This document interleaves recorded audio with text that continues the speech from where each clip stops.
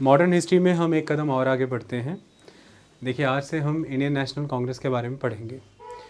Indian national Congress की शुरुआत हमने पहले एक टॉपिक किया था, नेशनलिस्ट मूवमेंट 1858 से 1905 तक। उसमें काफ़ी कुछ इंडियन नेशनल कांग्रेस के बारे में पढ़ाया गया। कृपया आप लोग वो लेक्चर कर लें अच्छे से, आपने तो किया ही है। लेकिन अब हमें इंडियन नेशनल कांग्रेस डेडिकेट वे में भी पढ़ना है अलग से। बहुत सी जानकारियाँ मिलेंगी इसके अंदर और वो ज़रूरी है एग्ज़ाम के पॉइंट ऑफ व्यू से, चाहे प्रीलिम्स है, चाहे मेंस है, चाहे इंटरव्यूज़ हैं। ओके, ये करते हुए हम पहले इंडियन नेशनल कांग्रेस को अच्छे से समझेंगे, इसके रिलेटेड कॉन्स्पिरेसीज़ की थ्योरी सारी अच्छे से करेंगे, फिर हम मॉडरेट फैक्शन पढ़ेंगे, फिर एक्सट्रीमिस्ट। इसी दौरान हम जब ये कंप्लीट करेंगे हम एक्ट पढ़ेंगे 1861, 1892। फिर जब हम समय आगे बढ़ेंगे 1905 ऑनवर्ड, स्वदेशी मूवमेंट आगे, फिर हम पहले तो 1919 तक चले जाएंगे, फिर रोक देंगे, फिर 1909 का एक्ट पढ़ेंगे। इस तरह से ये प्रक्रिया एंटर होगी और आप 1900 के टाइम में एंटर हो जाएंगे। और फिर मॉडर्न हिस्ट्री का freedom struggle movement multi disciplinary हो जाएगा, मल्टी डायमेंशनल हो जाएगा, बहुत कुछ इसमें कवर हो जाएगा। ओके जी, उसके लिए अब हमारे पास आज का टॉपिक है इंडियन नेशनल कांग्रेस।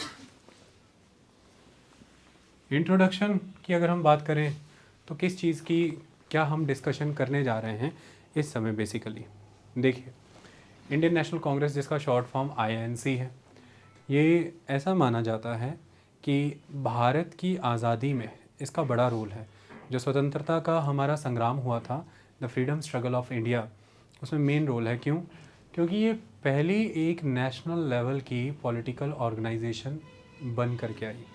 देखिए, एक बात आप याद रखिएगा कि 1815 ऑनवर्ड्स, 1815 के बाद से ही राजा राम मोहन रॉय जैसे इंटेलेक्चुअल सेगमेंट ने देश के स्तर पर सोशल और रिलीजियस लेवल पर जो ऑर्थोडॉक्सी थी, जो सुपरस्टिशंस थे और जो डिस्क्रिमिनेशन थी मेल और फीमेल की, उसे ख़त्म करने के लिए कई कैंपेन्स किए, कई अखबार निकाले, कई जर्नल्स आए, कई तरह की उन्होंने प्रोग्राम्स ऑर्गेनाइज़ किए, कई मीटिंग्स ऑर्गेनाइज़ की। ये प्रक्रिया चलती गई और इसे बंगाल का रेनेसेंस भी कहते हैं कि बंगाल में एक जागृति देखी लोगों में। वहाँ पर समाज, धर्म, अर्थ, इन चीज़ों पर दोबारा से डिस्कशन हुई और बहुत सी प्रथाओं को बंद किया गया जो नए टाइम में सोसाइटी के फेवर में नहीं थी। 1850 ऑनवर्ड्स आपने नोटिस किया कि बड़े बड़ी हस्तियाँ एक्टिविटी में आई, चाहे वो ईश्वर चंद्र विद्यासागर थे, चाहे वो justice Mahadev Govind Ranade, justice MG Ranade वो थे। अखबार आया MG राणाडे इंदु प्रकाश, अखबार आता है सोम प्रकाश ईश्वर चंद्र विद्यासागर का, अखबार आता है नेटिव ओपिनियन। ये इस तरह के अखबार और इस तरह की पत्रिकाओं के तहत ऐसा फील होने लगा कि एक राष्ट्र की भावना होनी चाहिए, देश एक होना चाहिए। 1857 के रिवॉल्ट के बाद जब ब्रिटिशर्स ने एक स्ट्रॉन्ग रेशियल एटीट्यूड अपनाया इंडियंस के प्रति, तो ये एक फैक्ट स्ट्रांगली उभर करके आया कि हम सब एक हैं। क्योंकि रेशिज्म भारतीयों के खिलाफ हो रहा था, किसी एक वर्ग के खिलाफ नहीं, ना हिंदू के, ना मुस्लिम के, ना अमीर के, ना गरीब के, ना एजुकेटेड के, ना इलिटरेट के। ये एक सेगमेंट हो गया था कि एक हैं वाइट पीपल, द यूरोपियंस, और एक हैं द इंडियंस। तो यहाँ से एक कलेक्टिव फीलिंग आती है कि हम सब एक हैं। जाति अलग है, पंथ अलग हो सकते हैं, धर्म अलग हो सकते हैं, संप्रदाय अलग हो सकते हैं, हमारे थॉट्स अलग हो सकते हैं, लेकिन अल्टीमेटली तो हम उनके लिए एक ही हैं। तो नेशनल कॉन्शियसनेस और अवेकनिंग का एक लंबा दौर तो था। उसी नेशनल कॉन्शियसनेस और अवेकनिंग को आगे बढ़ाते हैं बड़ी हस्तियां जैसे कि दयानंद सरस्वती हैं, स्वामी विवेकानंद हैं। ये बड़े लेवल पर सोसाइटी को एक करने का काम करते हैं। उसी नेशनल कॉन्शियसनेस के फेज़ का एक आउटकम निकल कर के आया in the form of political organization. मतलब अगर आप उस नेशनल कॉन्शियसनेस के डिफरेंट डायमेंशन को जिक्र करें तो उसमें जो एक पॉलिटिकल डायमेंशन के तौर पे निकला वो इंडियन नेशनल कांग्रेस है। नाम से नज़र आता है इंडियन नेशनल कांग्रेस है। इसके पहले की जो बॉडीज़ थी वो लोकलाइज्ड थी, एजेंडे भी लोकलाइज्ड थे। ये नेशनल कैरेक्टर का काम करती है। ये बात क्लियर होती है आपको? चलिए, वेरी इंपॉर्टेंट। तो यही इसके इंट्रोडक्शन के तौर पर है कि 28 दिसंबर 1885 को गोकुल तेजपाल संस्कृत कॉलेज वहाँ पर पहली मीटिंग, उसके हॉल में पहली मीटिंग ऑर्गेनाइज़ की गई इंडियन नेशनल कांग्रेस की। और उस इंडियन नेशनल कांग्रेस ने अपने अब तक की जितनी भी छोटी छोटी देश में पॉलिटिकल संस्थाएं एक्टिवेट कर रही थीं या डिफरेंट डिफरेंट कैंपेन्स वो कर रही थीं, उनसे बड़े स्तर पर नेशनलिस्टिक ओपिनियन अपनाया। कैरेक्टर नेशनलिस्टिक था, एम नेशनलिस्टिक था, स्कोप भी नेशनलिस्टिक था। तो हम स्कोप देखेंगे क्या था, एम क्या था, कैरेक्टर क्या था, ये तीनों चरित्र भी देखेंगे, दायरा भी देखेंगे और लक्ष्य भी देखेंगे कि कहाँ तक ये जाता है। इन सारी चीज़ों को हम अच्छे से आज अंडरस्टैंड करेंगे। मेन एस्पेक्ट ये आता है कि मिलियो देश में उस समय में किस तरह का सिस्टम सोसाइटी का एग्जिस्ट कर रहा था, जिसकी वजह से यही वर्ग है जो न्यू लीडर्स बन करके उभरा। इसे समझना ज़रूरी है, क्या एग्जिस्ट कर रहा था।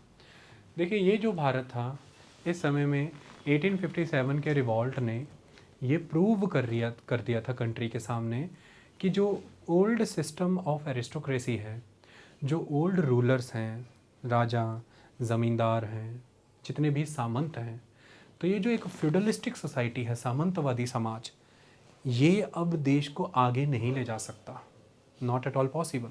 यही कारण है कि 1857 के रिवॉल्ट में लोगों की एस्पिरेशंस नहीं आई उस लेवल पे रिवॉल्ट के साथ, और यही कारण है कि रिवॉल्ट उतना सक्सेसफुल नहीं भी हो पाया। कारण यही हो गया था कि इस समय में समाज जो है वो ये मान के चल रहा था कि ये वो ताकतें नहीं हैं जो इतने लंबे समय तक भारत को राज करती आई, जो अब हमें एक नई दिशा में आगे लेकर के जाने का दम रखती हैं। आज की मांग बदल चुकी है, नया समाज है, उसकी नई रिक्वायरमेंट्स हैं, नई डिमांड्स हैं, और वो नए तंत्र की एक्सपेक्टेशंस कर रहा है। यानी कि हमें एक नया पॉलिटिकल सेटअप चाहिए। हम फिर से राजा महाराजा वाले जीवन में नहीं जा सकते, फिर से यहाँ पर ऑटोक्रेसी नहीं हो सकती, फिर से हिरार्की रूल नहीं करेगी कि ऊपर से नीचे की तरफ जो भी शासन में आ रहा है वही शासन कर रहा है, और फिर से एक हेरिडिटरी कंसेप्ट नहीं होगा। ऐसा समाज के स्तर पर ये चीज़ें उभर करके आई थी उस समय तक, इसलिए लोगों ने इस चीज़ को नकारा कि अब इनमें हम अपनी एस्पिरेशंस को नहीं देख रहे। हमारी महत्वाकांक्षाएँ यानी कि एम्बिशंस, ये हमारी अभिलाषाएँ यानी कि एस्पिरेशंस, ये इनको पूरा नहीं करते हैं। तो हमें एक नए वर्ग की आवश्यकता है। यही कारण है कि नया वर्ग पैदा हुआ और उसे हमने द न्यू लीडर्स के तौर पर ऑब्ज़र्व किया। कौन थे ये द न्यू लीडर्स और किस तरह से ये काम कर रहे थे? देखो, इंडिया में ये ब्रिटिशर्स ही थे जिन्होंने बहुत स्ट्रॉन्ग एफर्ट्स किए थे कि एक ऐसा वर्ग इंडिया का पैदा किया जा सके जो ब्रिटिश एडमिनिस्ट्रेशन को बहुत ही कम सैलरीज़ पे काम करके सपोर्ट करे। यानी कि इन्होंने इंडियंस को इंग्लिश लैंग्वेज में एजुकेट किया, सिर्फ कुछ लोगों को, और उन्हें ब्रिटिश एडमिनिस्ट्रेशन का हिस्सा बना करके सस्ते दाम पर काम कराना चाहा।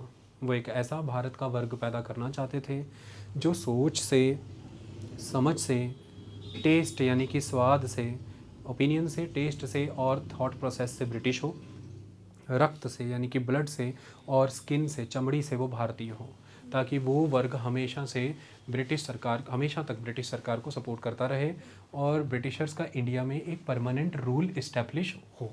ये ऐसी अंग्रेज़ों की मांग थी। लेकिन जब ये चीज़ की गई तो ब्रिटिशर्स ये कभी नहीं जानते थे कि ये जो न्यू वर्ग एक डेवलप होगा, ये एजुकेटेड होगा, एनलाइटेड होगा, और ये अपने लिए कई तरह की डिमांड्स एक्सपेक्ट करेगा, गवर्नमेंट से मांगेगा, और फर्दर गवर्नमेंट को वो सैंक्शन करनी पड़ेंगी। डिमांड्स ये हैं कि सिविल राइट्स मिलने बहुत ज़रूरी हैं, हमारी आज़ादी होनी चाहिए, कई सारे मामलों में हमें लिखने का एक कंसेप्ट दिया जाए, हमें बोलने की आज़ादी दी जाए, फ्रीडम एक एक्सप्रेशन की हो। ये सारी चीज़ों की मांग इस वर्ग के द्वारा डेवलप की गई, और यही कारण है कि इस समय में कई तरह के जर्नल्स, न्यूज़पेपर्स और इस तरह की एक्टिविटी हुई जिन्होंने देश भर में एक ओपिनियन डेवलप करने की कोशिश की कि ब्रिटिश गवर्नमेंट आपके लिए क्यों फ़ायदेमंद और क्यों नुकसानदायक है।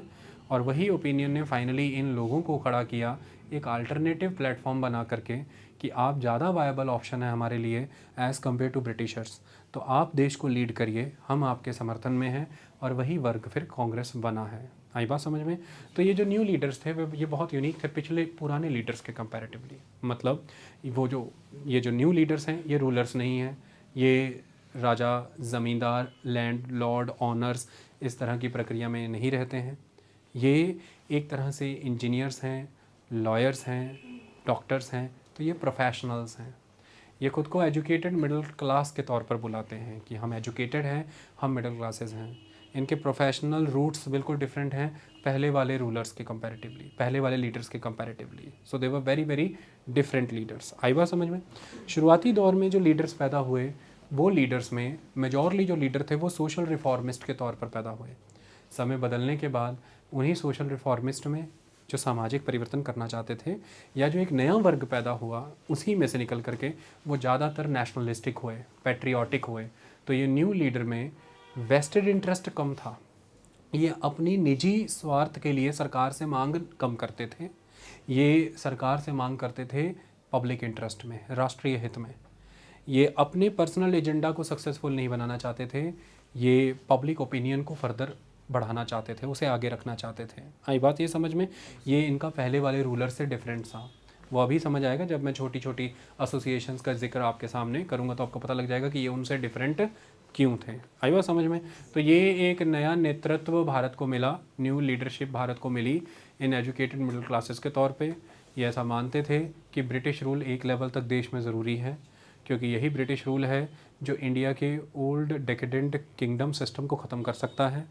राजपाट का ज़माना जाना चाहिए, ऑस्टोक्रेसीज नहीं होनी चाहिए, पावर कभी भी एब्सोल्यूट ना हो, पावर पर लोगों का कंट्रोल हो, यानी कि एक डेमोक्रेटिक सेटअप तो आना ही चाहिए। सरकारें रिप्रेजेंटेटिव हों, यानी कि सरकार रिस्पॉन्सिबल हो, आंसरेबल हो जनता के प्रति, नियम बनाने में जनता की हिस्सेदारी होनी चाहिए, तो पॉलिसी मेकिंग में पार्टिसिपेशन होना चाहिए। इसी तरह से आप चीज़ों को रिप्रेजेंटेटिव बना सकते हैं। तो ये न्यू लीडर की डिमांड ओल्ड लीडर्स के कंपैरेटिवली टोटली डिफरेंट थी। ये एक पार्टिसिपेटरी फॉर्म ऑफ गवर्नमेंट चाहते थे, ये रिप्रेजेंटेटिव पॉलिटिशियंस चाहते थे, ये डेमोक्रेटिक सेटअप की बात करते थे जिसमें एक कलेक्टिव बार्गेनिंग के थ्रू कोई भी चीज़ को डिस्कस करके उसके नतीजे निकाले जा सकें। ये चाहते थे कि जो रिसोर्सेज हैं वो बेटर वे में मोबिलाइज हों और किसी की मर्जी पे कोई डिपेंड ना हो, किसी के आशीर्वाद पे ना कोई डिपेंड हो, सब कुछ रूल्स, रेगुलेशंस और एक्ट के थ्रू होना चाहिए। मतलब पावर, मनी और रिसोर्सेज एंटाइटल्ड होने चाहिए, गिवन नहीं होने चाहिए कि आपने किसी की मर्जी पे नहीं है। एंटाइटलमेंट बेस्ड सोसाइटी होनी चाहिए कि मुझे ये चीज़ें एंटाइटल्ड हैं। जैसे आज की डेट में अगर आप आईएएस बनते हैं तो अच्छा घर, अच्छी लाइफ, अच्छी गाड़ियाँ, एक आपका पूरा स्टाफ और फिर अच्छी और बड़ी रिस्पॉन्सिबिलिटी, ये आपको एंटाइटल्ड होंगी। ऐसा नहीं है कि ये आपके सीनियर से आपको मिला होगा, या ऐसा नहीं है कि आपको किसी गवर्नर ने या किसी प्रधानमंत्री ने दिया है, ये आपको कॉन्स्टिट्यूशन ने एंटाइटल किया है। इसलिए एंटाइटलमेंट्स को कोई ले नहीं सकता जब तक आप अपने पदभार पर हैं और उसे जिम्मेदारी से निभा रहे हैं। इसीलिए आप में स्वतंत्रता का भाव आता है, इसलिए आप इंडिपेंडेंट होते हैं, क्योंकि आपकी सैलरीज कंसोलिडेटेड फंड से आती हैं। आपका सिक्योरिटी ऑफ टेन्योर होता है, आपकी टेन्योर को कोई कदम कम नहीं कर सकता, आपको डिसमिस नहीं किया जा सकता इतनी आसानी से, उसके लिए पूरे का पूरा विधि विधान पालन करना होगा। इसलिए एंटाइटल्ड लाइफ में और मर्सी लाइफ में बहुत फ़र्क है। और एंटाइटलमेंट आता है जब रूल बेस्ड सोसाइटी होती है, और रूल बेस्ड सोसाइटी तब आती है जब सोसाइटी को गाइड करने के लिए एक पूरा का पूरा हॉलिस्टिक डॉक्यूमेंट हो, जिसे हम कॉन्स्टिट्यूशन कहते हैं। और ये तब अच्छा और रेलेवेंट होता है जब इसे बनाने में समाज की भी हिस्सेदारी ली गई हो, और अल्टीमेटली ये सारी प्रक्रियाओं के पालन करते हुए पॉलिसी बना के जनता तक लाने के लिए जो तंत्र चाहिए, वह तंत्र समाज के प्रति जिम्मेदार हो। इसके लिए उसमें समाज ही चाहिए, समाज के ही लोग चाहिए, वरना वो समाज के प्रति जिम्मेदार नहीं होगा। आई बात समझ में? तो ये एक इम्पॉर्टेंट सिस्टम होना चाहिए। ऐसी इच्छा ये नए लीडर रखते थे, पुराने नेतृत्व ने ऐसी बातें कभी नहीं की, ओल्ड लीडरशिप ने ये बातें नहीं की। उनका पर्पज़ ये था, जैसे ज़मींदारों का सिस्टम ये था कि कितनी ज़मींदारी मिलती है अंग्रेज़ों से, तो उन्होंने अपने ही किसानों का दमन किया, ये पहले की बात। राजा का सिस्टम ये था कि मेरे राजकोष को और मेरी किंगडम को ब्रिटिश प्रोटेक्ट कर दें, उसने अपने ही पड़ोसी राजाओं से युद्ध किया, उन्हें ख़त्म किया।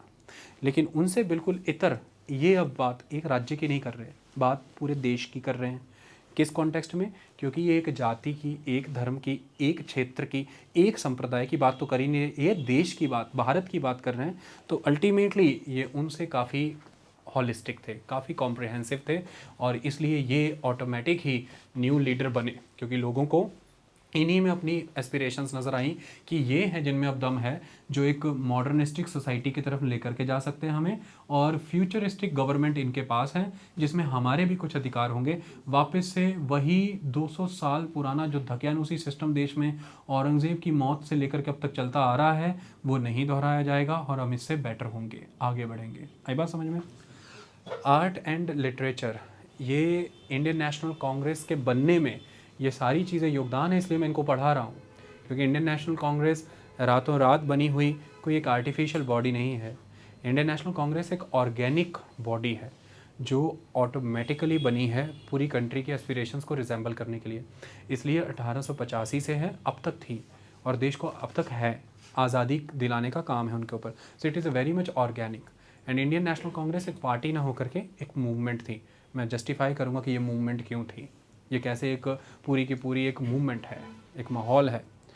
ऐसे में आर्ट एंड लिटरेचर बहुत इंपॉर्टेंट है। देखिए, ये वो दौर था जिस समय इन न्यू लीडर्स ने अपने थॉट्स, अपने एक्शंस को पॉपुलर करना चाहा।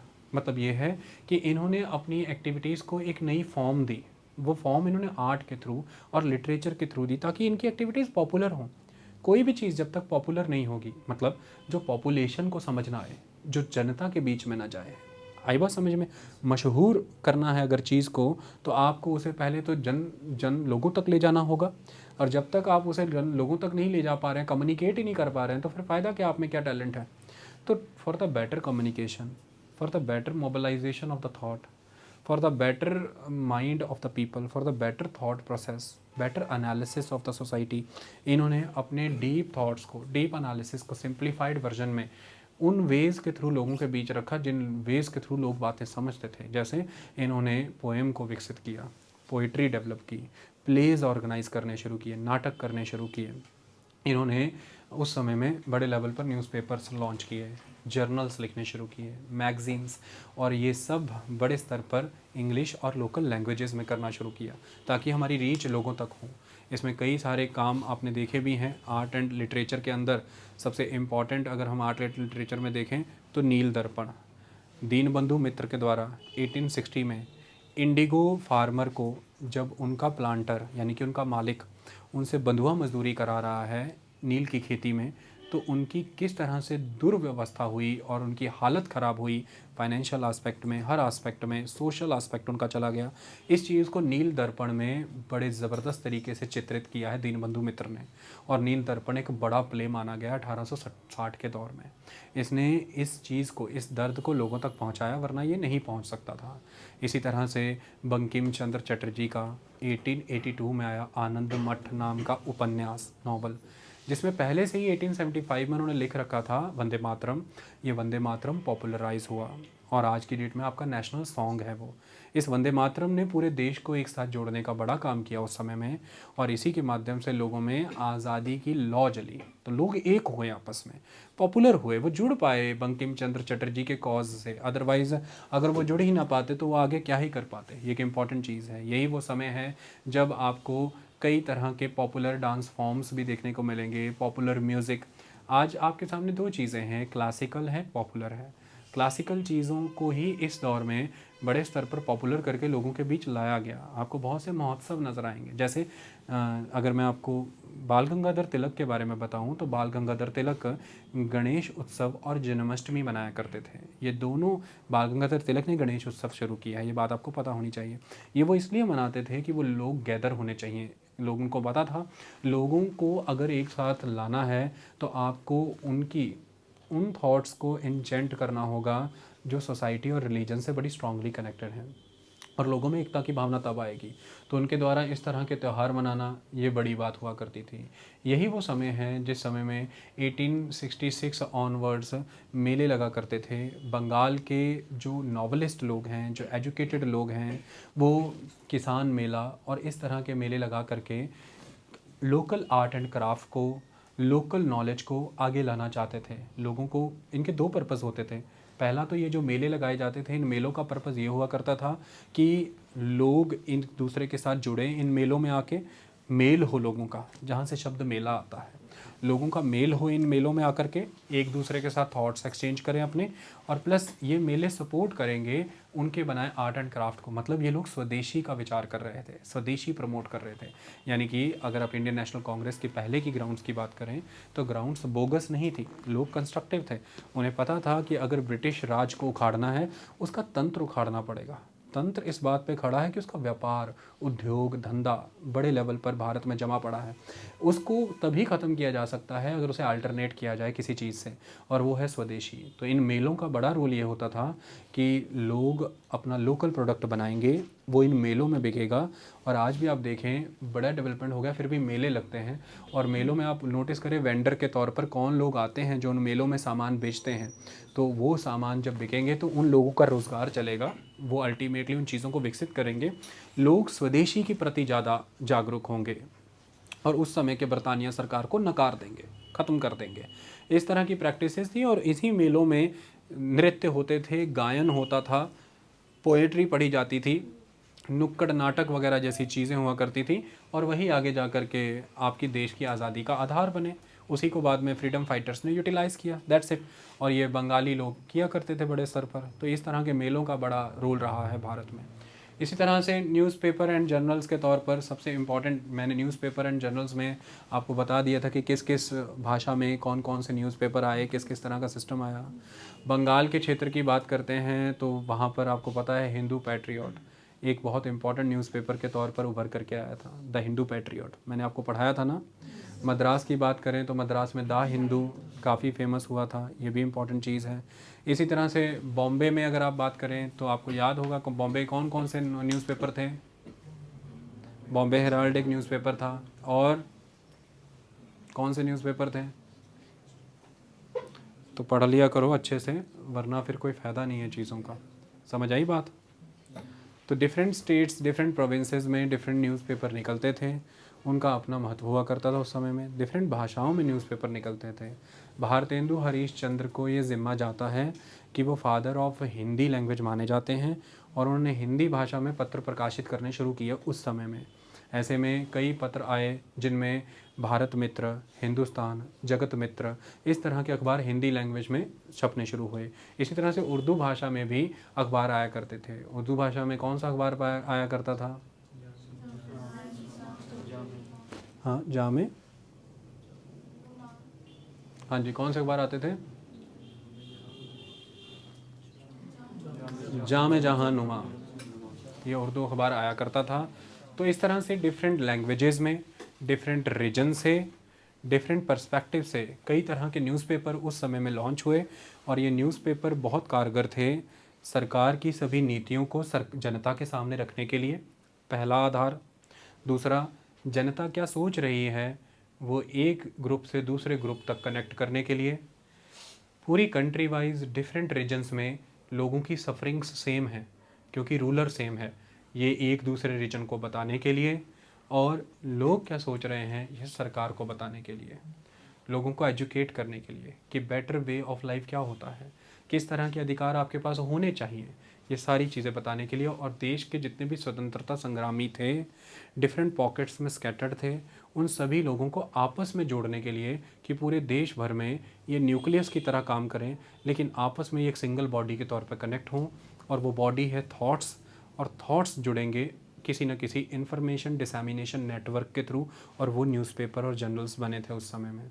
तो इन लोगों ने अपनी आवाज़ भी रखी, लोगों को जोड़ा, ओपिनियन भी मोबिलाइज़ किए, लोगों को एजुकेट भी किया राजनीति में, और फाइनली सरकार को अवगत कराया लोग क्या मांग रहे हैं और सरकार क्या कर रही है बताया। जिसमें सबसे बड़ा एनालिसिस दादा भाई नौरोजी का किया गया था, जिसमें उन्होंने बताया कि ब्रिटिशर्स का इकोनॉमिक सेटअप कैसे इंडिया की इकोनॉमी को एक्सप्लॉइट कर रहा है, और कैसे इंडिया के सारे रिसोर्सेज ऑटोमेटिकली ब्रिटेन ड्रेन हो रहे हैं। तो उन्होंने इकोनॉमिक ड्रेन की थ्योरी दी, और वो थ्योरी ने ही भारत में बेस बनाया फ्रीडम स्ट्रगल का एक्चुअल में। क्योंकि भारत के स्तर पर जब लोग एक साथ जुड़े हैं, जुड़ने का कारण ये था उनका कॉमन सफरिंग मेनली जो हुई है वो इकोनॉमिक फील्ड में हुई है, और वो इकोनॉमिक सफरिंग उनकी जनता के सामने उजागर करके रखी दादा भाई नौरोजी ने। अगर वो ना समझाते लोगों को वो सिस्टम जिस वे में अंग्रेज लूट रहे थे, तो शायद लोग कभी भी ये ना समझ पाते कि हमारी बर्बादी का कारण एक प्रोसेस है और उस प्रोसेस का जनक एक सरकार है, एक पावर है, और हमारी बर्बादी का कारण अल्टीमेटली वो है, तो हमें उसके खिलाफ लड़ना है। ये इसलिए नहीं है कि बारिश कम आई, ये इसलिए नहीं है कि क्रॉप फेलियर हो गया, ये इसलिए नहीं है कि हम उतने प्रोडक्टिव फार्मर नहीं हैं, ये सब इसलिए है कि एक सेटअप है। सेटअप में ये है कि हम जितना भी उगाते हैं उसका मैक्सिमम ज़मींदार ले जाता है और वो ज़मींदार से आगे मैक्सिमम सरकार ले जाती है। हम बर्बाद इसलिए हैं कि हमारा उगाया हुआ कॉटन सरकार की बताई कीमत पे हमसे ख़रीदा जाता है, जिससे हमारी कॉस्ट प्राइस भी नहीं निकलती। हम बर्बाद इसलिए हैं कि हमारे देश के उद्योग धंधे, small and medium handicraft industries सरकार ने बर्बाद कर दी है ब्रिटेन की इंडस्ट्रीज़ को प्रमोट करने के लिए। इसलिए हमारा लोकल प्रोड्यूसर ही नहीं बचा, तो वो हमारा रॉ मटेरियल कहाँ से परचेज करेगा। हम बर्बाद इसलिए हैं क्योंकि वो हैंडीक्राफ्ट इंडस्ट्री बर्बाद होकर के वो सारे लोग भी वापस खेतों पे आ गए हैं, तो खेतों पे अतिरिक्त बोझ बढ़ गया है, इसलिए हम बर्बाद हैं। तो उनको ये सब जानकारी जो दी है, खोल करके सामने रखा है कि कैसे भारत को जोंक की तरह चूसने का काम कर रहा है अंग्रेज, ये दादा भाई नौरोजी ने किया। इस तरह की डिफरेंट फाइंडिंग्स बहुत रिस्पॉन्सिबल रही हैं लोगों को जागरूक करने में। और एक बात आप याद रखिएगा, विश्व भर में ये बात प्रमाणित है कि कुछ मुट्ठी भर लोगों ने ही क्रांतियाँ की हैं, माइनॉरिटीज़ रिस्पॉन्सिबल रही हैं बड़े परिवर्तन के लिए। और एक बात याद रखिएगा कि अगर आप बड़ी से बड़ी सत्ता की जड़ें हिलाना चाहते हैं, आप कुछ ना करिए, केवल लोगों को एजुकेट कर दीजिए।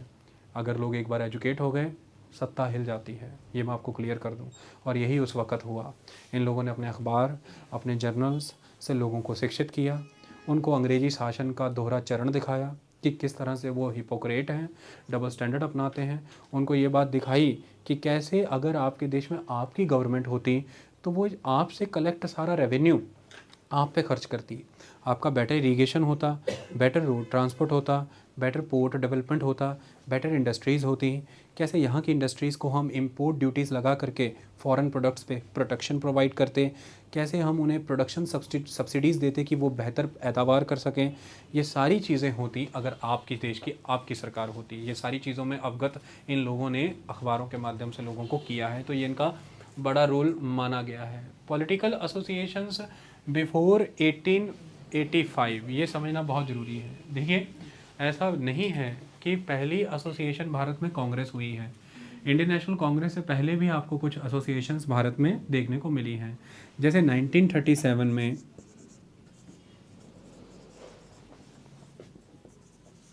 लैंड होल्डर्स सोसाइटी बन चुकी थी।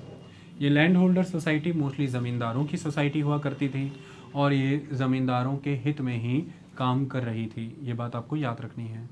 इसके इतर, क्योंकि ये ज़मींदार सेगमेंट यानी कि एरिस्टोक्रेटिक सेगमेंट के वेस्टेड इंटरेस्ट में काम कर रही है, तो बंगाल में ही इसके अलट एक और पार्टी खुली।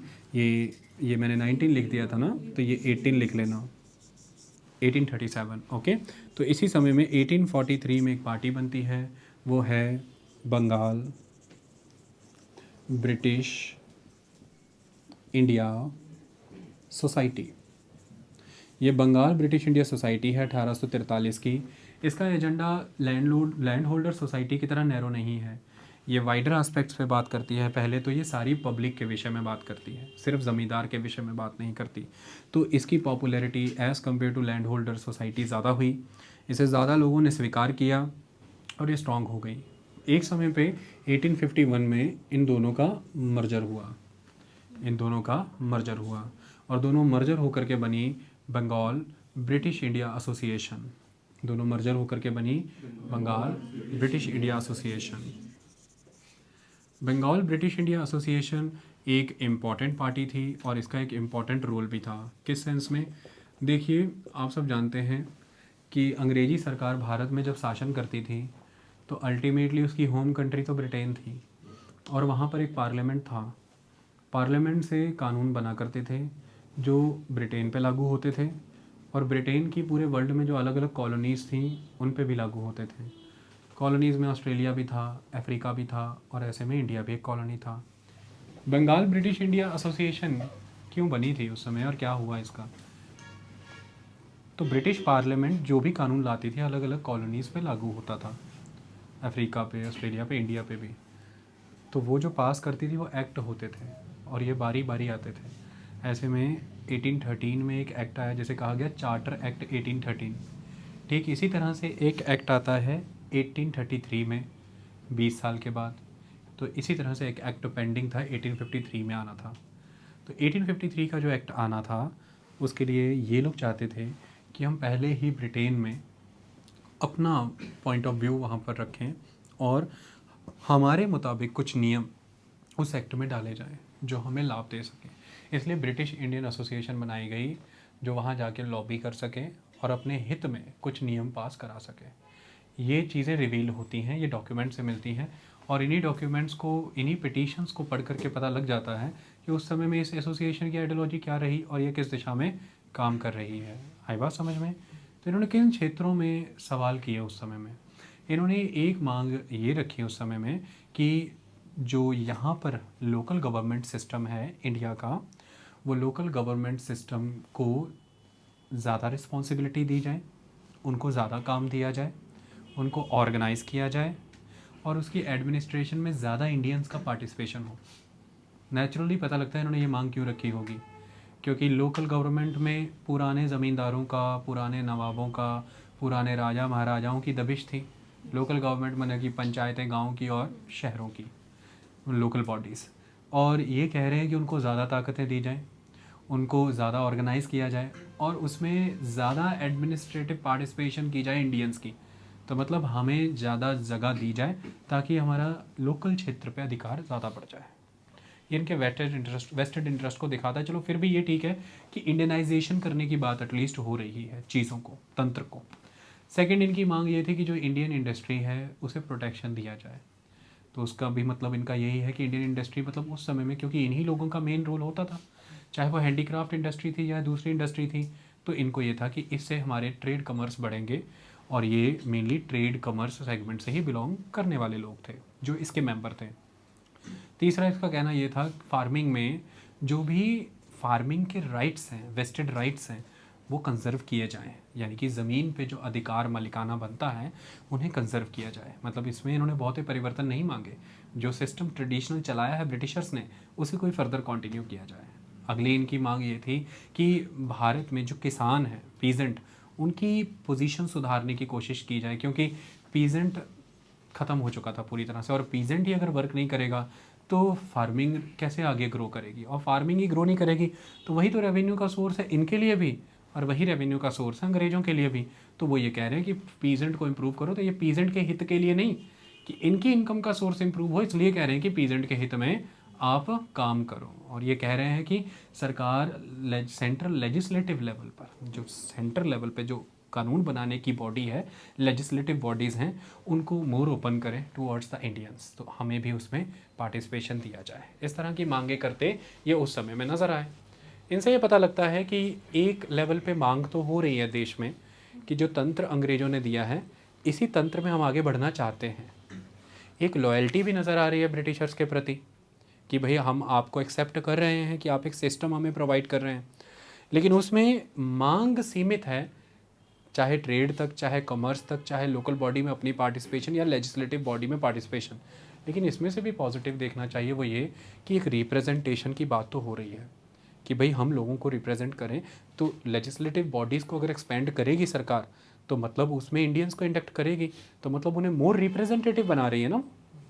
चाहे भारतीयों का कोई भी वर्ग इंडक्ट हो रहा है, लेकिन सिस्टम तो नया एग्जिस्टेंस में आ रहा है ना, जिसमें इनहेरिटेंस के बेसिस पे गद्दी नहीं मिलेगी, जिसमें हेरिडिटरी सिस्टम नहीं है, जिसमें क्लैन सिस्टम नहीं है, कास्ट सिस्टम नहीं दिख रहा, जिसमें हिरार्की नहीं दिख रही, एक रिप्रेजेंटेशन दिख रही है लोगों के नुमाइंदों के तौर पर, और एक तंत्र पे आधारित नियमावली बनेगी। मतलब कि एक procedurally established system of law आएगा, इसकी बात तो दिख रही है। तो ये एक पॉजिटिव चीज़ आ रही है। किसी भी कारण से कही हो, लेकिन किसानों को बचाने की बात है, तो किसानों के हितों की बात है, जब इरिगेशन लेकर के आया जाए, किसानों को उनका मुआवजा जो है वो दिया जाए, उनके एमरजेंसी कंडीशन में उनसे लोन वापस ना लिए जाएं, उनको एडवांस लोन्स दिए जाएं कि वो अपने बीज, गाय, बैल खरीद सकें, इस तरह से वो काम कर सकें। चाहे जिस भी लेवल पे है, लोकल बॉडीज़ को स्ट्रेंथन करने की बात तो कही, और यही लोकल बॉडी 1882 के बाद कितनी स्ट्रॉन्ग बनी इंडिया के लिए आप सब जानते हैं। और वही लोकल बॉडी आज हमारा third tier of government, world की एकमात्र कंट्री जो third tier of government hold करती है, सेंटर के बाद स्टेट, स्टेट के बाद लोकल, और वो भी वर्ल्ड की सबसे बड़ा third tier of government. 2.5 lakh पंचायतें आती हैं, कोई आम बात नहीं है। तो कुल मिलाकर के इस तरह से आपने काम किया, तो ये मांगे उनके अकॉर्डिंग तो उनकी वेस्टेड थी, लेकिन ये सकारात्मक हुई हैं देश के लिए, क्योंकि स्वतंत्रता सेनानियों ने इन्हीं मांगों को फिर जब कैप्चर किया है तो जनता हित में इस्तेमाल कर लिया। समझ आई? तो इस तरह से ये प्रोसेस चलता रहा। 1851 आगे बढ़ते चले गए। बड़ा परिवर्तन तब आता है जब 1876 का दौर आता है। ये बड़ा परिवर्तन क्यों आया? रीसेंटमेंट होने लगी है इसी बॉडी के अंदर, ब्रिटिश इंडियन एसोसिएशन के अंदर ही रीसेंटमेंट है। किस बात का रीसेंटमेंट है? सबसे पहले एस्पेक्ट ये है कि जनता को ये लगने लगा कि हमारी एस्पिरेशंस को जो ये रिप्रेजेंट नहीं कर रही, ये एक वेस्टेड इंटरेस्ट तक सीमित है। दूसरी बड़ी बात ये थी कि इसका मंथली सब्सक्रिप्शन 50 रुपीज़ होता था, और लॉर्ड कर्जन ने 1898 में एक डाटा एनालाइज करके कलेक्शन किया था, जिसमें ये पता लगा था कि पर कैपिटा इनकम इंडिया की 30 रुपीज़ है मंथली। पर कैपिटा इनकम आपने 30 रुपीज़ निकाली है और सब्सक्रिप्शन आपने 50 रुपीज़ रखा हुआ है, मतलब एक बहुत बड़ा वर्ग भारत का इससे अछूता रह जाए। क्लियर हुई है बात? तो कुल मिलाकर के एक national level per capita income 30 rupees, subscription rate 50 rupees, 20 रुपये का तो यही डिफरेंस है। तो मतलब जो बहुत अमीर वर्ग है, जो बहुत वेल्दी सेक्शन है सोसाइटी का, द एरिस्टोक्रेटिक सेगमेंट, सिर्फ और सिर्फ इसका हिस्सा वो बन सके, ऐसा माना गया। अंग्रेजों के साथ मिलकर के ये षड्यंत्र रचा है ताकि बहुत बड़ा भारत इससे वंचित रह जाए और वो अपनी बात आगे ना रख पाए। इसीलिए फिर सुरेंद्र नाथ बनर्जी सुरेंद्र नाथ बनर्जी इंडियन एसोसिएशन लेकर के आते हैं। ईस्ट इंडिया नहीं, इंडियन एसोसिएशन। सुरेंद्र नाथ बनर्जी इंडियन एसोसिएशन लेकर के आते हैं। उद्देश्य क्या है उनका? सबसे पहले उन्होंने अपना सब्सक्रिप्शन रखा 5 रुपये। तो 50 रुपये कहाँ इनका सब्सक्रिप्शन है और 5 रुपये उनका सब्सक्रिप्शन है। पर्पज़ क्या है कि ज़्यादा से ज़्यादा लोग उसमें आ सके। तो वो मोर रिप्रेजेंटेटिव थी, वो मोर मास ओरिएंटेड थी, तो वो ज़्यादा लोगों के नज़रिए को दिखलाती थी। दूसरी सबसे बड़ी बात, वो अल्टीमेटली अंग्रेज़ों से नदारद थे। क्यों? क्योंकि वो सिविल सर्वेंट हुआ करते थे और ब्रिटिशर्स ने अनड्यू चार्जेस लगा करके विदाउट एनी रीजंस उन्हें एक्सपेल किया सर्विसेज से। वो एक मिडिल क्लास से बिलोंग करते थे, वो एजुकेटेड पर्सन थे, वो आईएएस ऑफिसर उस जमाने के थे। इसलिए उनको ऐसा लगता था कि इस तरह के तंत्र में जब कोई रीजनिंग नहीं प्रोवाइड की जाती कि आपके खिलाफ एक्शन क्यों लिया गया, जब आपको एंटाइटलमेंट्स ही एक क्राउन से मिलनी है, तो फिर एग्ज़ाम क्वालिफाई करने के भी क्या फ़ायदे हैं जब आप किसी की मर्सी पे ही रिलाई कर रहे हैं। तो जब लोग ही जागृत नहीं है तो क्या फ़ायदा है? तो फिर उन्होंने इंडियन एसोसिएशन 1876 में बनाया और उसका एजेंडा ही ये था, हिंदू मुस्लिम यूनिटी को प्रमोट करेंगे, क्योंकि उनका मानना था भारत पे शासन करने के लिए अंग्रेजों हिंदू और मुसलमानों को अलग कर रहे हैं। आपने देखा 1857 के रिवॉल्ट के बाद से अंग्रेजों ने डिवाइड एंड रूल की पॉलिसी स्ट्रांगली फॉलो की। सबसे पहले उन्होंने हिंदुओं को सपोर्ट किया मुसलमानों के खिलाफ। जब 1870s तक हिंदुओं को अच्छी पोजीशंस और एजुकेशन मिल गई, उन्होंने देखा हिंदू फन फैलाने लगे हैं, सिर उठाने लगे हैं, फिर उन्होंने मुस्लिमों को सपोर्ट किया, सर सैयद अहमद खान और बाकी वर्ग। तो हिंदू मुस्लिम लड़ाई का ये बीज जो है, divide and rule, the policy of counter poise, एक के अगेंस्ट दूसरा खड़ा कर दो, दूसरे के अगेंस्ट तीसरा खड़ा कर दो।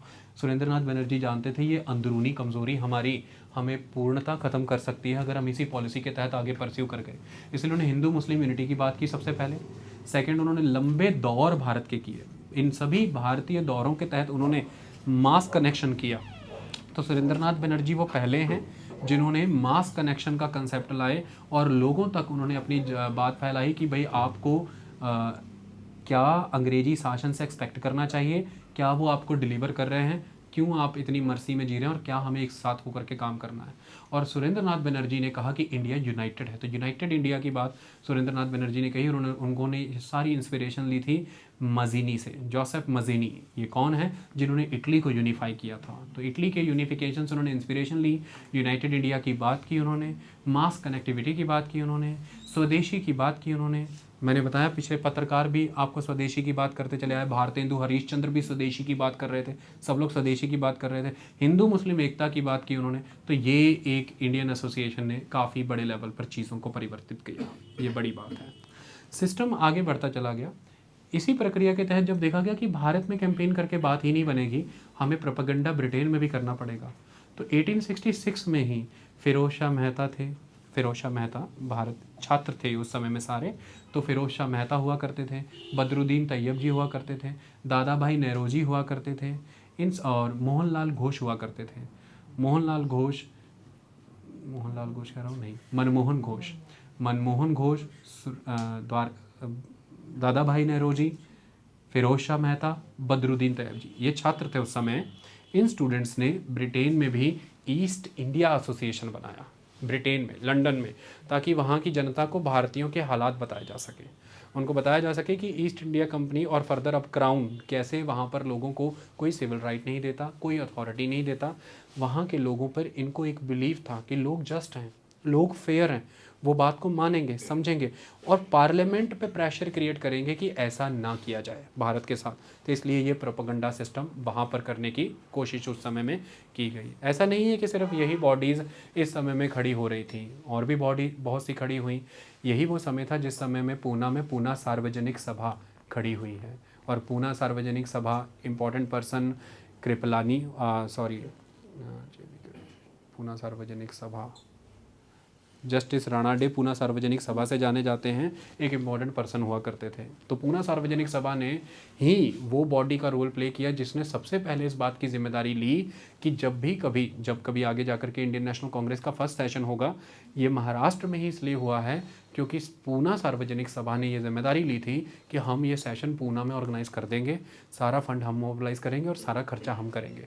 अदरवाइज़ ये सेशन कलकत्ता में होना था, लेकिन फाइनली ये पूना में भी नहीं हुआ क्योंकि वहाँ कॉलरा फैल गया था, और सेशन मुंबई में हुआ, यानी कि बॉम्बे में हुआ उस समय के। इसके अलावा मैंने जब फ्रीडम स्ट्रगल आपको कराया है, नेशनलिस्ट मूवमेंट 1858 से 1905, मैंने इसमें आपको और भी बहुत सी बॉडीज़ के बारे में बताया, जिसमें मद्रास महाजन सभा के बारे में बताया, इलाहाबाद पीपल्स सोसाइटी के बारे में हमने डिस्कस किया, द लाहौर एसोसिएशन के बारे में हमने डिस्कस किया। इन तरह की बॉडीज़ जो हमने पहले के लेक्चर्स में डिस्कस कर ली हैं, उनके फाउंडर्स, उनके नेम्स डिटेल में डिस्कस किए हैं, उन्हें हम आज रिपीट नहीं करेंगे, तो वर्क रिपीटेटिव नहीं होना चाहिए, या आप पिछले लेक्चर से रेफरेंस लेकर के चलें। तो अब तक की सोसाइटीज़ के तौर पर ये एक इम्पॉर्टेंट सोसाइटी के तौर पर बने। सबसे इम्पॉर्टेंट गतिविधि कब हुई? जब नोटिस किया